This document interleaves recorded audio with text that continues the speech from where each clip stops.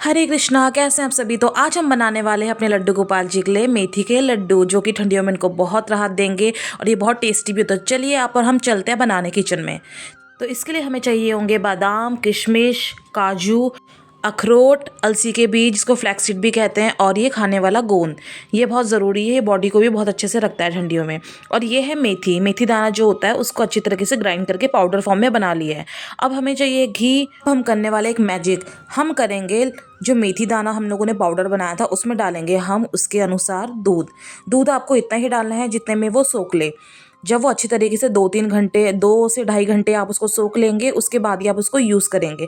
तब तक हम लोगों ने कढ़ाई में घी डाल के कढ़ाई में और गोंद को अच्छी तरीके से भून लिया है। ये कुछ इस तरीके से फॉर्म में हो जाता है, फुला फुला सा। अब हम कढ़ाई में ड्राई फ्रूट्स को भी अच्छी तरीके से भून लेंगे।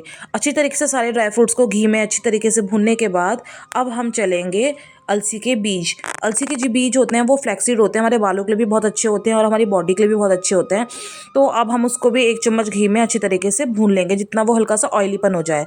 अब हम उसी कढ़ाई में थोड़ा सा घी डाल के, और जो हमने मेथी दाना 2 से ढाई घंटे भिगोया था वो अच्छे तरीके से ड्राई हो गया था, तो उसे डालने के बाद उसको भी भून लेंगे। अब कढ़ाई में घी डालने के बाद हमने थोड़ी देर से गर्म करने रख दिया था। तो मैं आपको दिखाती हूँ कि जो हमने मेथी दाना करा था वो ड्राई होने के बाद कुछ इस तरीके से हो जाता है, पूरा ड्राई हो जाता है अच्छी तरीके से घी में भुनने के बाद।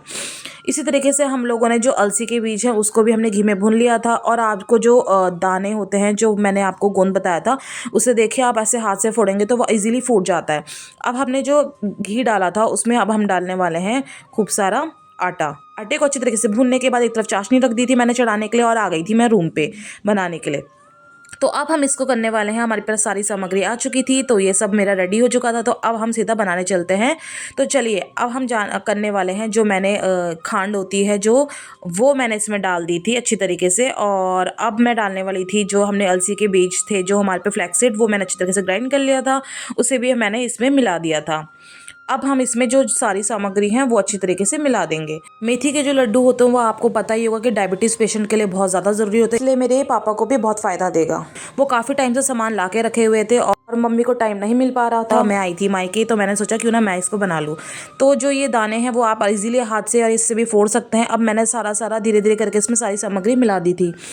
इसको अच्छे तरीके से फोड़ने के बाद मैंने ऐसी क्रंचीपन जो होता है इसमें वो बहुत अच्छा लगता है, तो वो इसको ऐसे ही करके फोड़ना है आपको, अलग से आपको ग्राइंड नहीं करना है। अब आप इसमें जो जो भी हमने भुना हुआ आटा था घी में वो सारा हमने इसमें डाल दिया था, और अब हम इसको अच्छी तरीके से मिक्स करेंगे। मिक्स करने से पहले हम इसको, क्योंकि गर्म था काफ़ी, तो अब हम इसको करने वाले हैं इसमें जो जितने भी हमने ड्राई फ्रूट्स को करा था उसको भी ग्राइंड करके हम इसमें दरदरा सा डाल देंगे।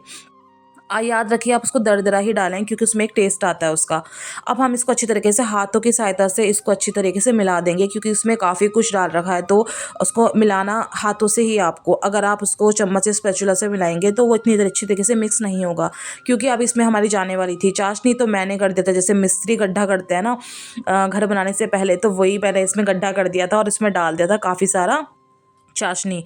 तो क्योंकि गुड़ की चाशनी थी तो डायबिटीज़ वाले पेशेंट के लिए गुड़ ठीक होता है उसमें। और ये वाला जो गुड़ था ये दूसरा था, ब्लैक कलर का जो गुड़ आता है अलग से डायबिटीज़ पेशेंट के लिए, उसमें ज़्यादा मिठास नहीं होती है, तो वो मैंने इसमें डाल दिया था। और क्योंकि मेरा हाथ ना जले इसलिए मैं इसके साथ खेलने लगी थी थोड़ी देर। कुछ इस तरीके से इसका कलर चेंज हो जाएगा और आपको ब्राउन ब्राउन सा दिखने लगेगा और थोड़ा सा गीलापन आप पे आ जाएगा।